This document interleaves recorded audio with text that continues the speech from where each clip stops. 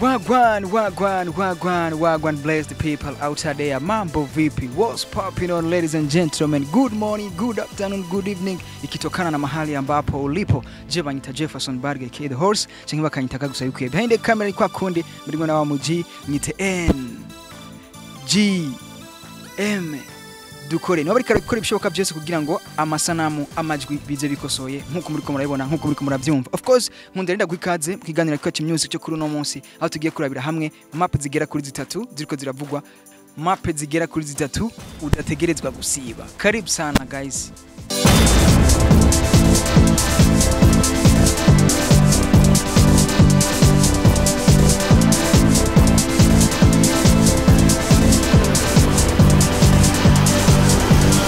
Turahera neza na neza kuri map yo ku munsi wejo ku munsi wa gatandatu igenekezo ya 2023 kwezi kwa 11 umwaka turimo 2024. Ni neza na neza hazo bari kuri source dinir ubona yuko ari drama etegwa igiteramo kizoba gisanzwe kirimo abaririmbyi batandukanye bo mu gihugu cyacu cy'u Burundi, abo hanze y'igihugu ndavuga muri Tanzania. Aho neza na neza ndakubwira nka Dayo, ndavuga The Voice ndetse na Mr Blue ubona yuko bazoba bari hariya kuri source dinire maze bashobore kuryohera abaririmbyi batandukanye bazoba bahari. Ndavuga ba Linoji, ndavuga ba Alvin Smith, ndavuga ba DJ Fernando, ba DJ Israel niho bazoba bari, ba MC Ami Pro niho bazoba bibereye kugira ngo mushobore kuronka vibes zitandukanye. Eka na ba Monia Flair ndetse nabandi benshi bazoba bari hajya kugira ngo bashobore kuba vibratingisha ibintu bigende fresh sana. Kwinjira amafaranga 200 hasanzwe, muri VIP n'amafaranga 50. Kaze karibu tuje tuhahurira maze tuwashe fire maze ibintu bize bigendenze cyane gose. Map igira kabiri ngiye kubarira ni map neza neza igiye kuzobera hariya mu Bwiza kuri 4e Avenue. Ubona yuko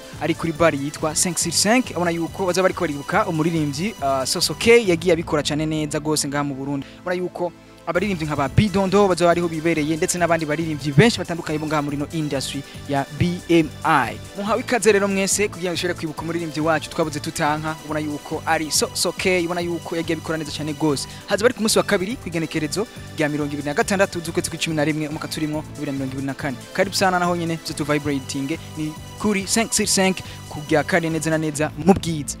Yes, map igira gatatu ari nayo map ya nyuma no babwira kuri no munsi ni neza na neza hazo bari neza na neza muri zone ya Kamenge ahazi nko kuri Gera Plaza kwigenekezo rya gatandatu kwezi kwa 12 umwaka turimo 2024. hamuna yuko Satbi satura amabafre n'amabuye canke bizimana Abubakar Karum azoba ari karatangura neza na neza tuwa yiwe tuwayise je vais bientôt. Abona yuko hazo bari rero mu Kamenge neza na neza kuri zone. Ubona yuko azoba ari kara vibratingisha nabo nyine abantu abari nibyo atandukanye aho nyine niho bazoba bari. Aho ndavuga nka ba Linoji, ndavuga nka ba Monia Flair, ndavuga nka ba MC Machad, ba DJ San, DJ Feedbite ndetse nabandi bazoba bari hajya kugira ngo bashobore kwaryohera ibintu bigendenze cyane gose. Muhawe ikaze Satbi arakubarira ati karibu sana tugiye show to vibrating na je vais bien ndetse n'izindi ndirimbo zose muzi tanzo ziryoheye ugutwi nagenda bakorera. Of course bazoba rero neza neza kwigerekezo rya gatandatu ukwezi kwa 12 umwaka turimo 2024 hazoba ari neza neza ku munsi wa gatanu. Karibu sana naho nyine zo tuhahurire maze ibintu bize bigende neza cyane gose. Izo nizo map zitatu ushobora kubarira kuri no mwanya, ushobora kuzovuga uti zi map uko bigenda kose nzo kuyaranja sinze ndazisibe. My name is Jefferson Barge the horse cyangwa bakanyita gusa bikwiye. Behind it ndikumwe na N-G-M dukore. Je vous aime beaucoup, ciao ciao, hasta la vista.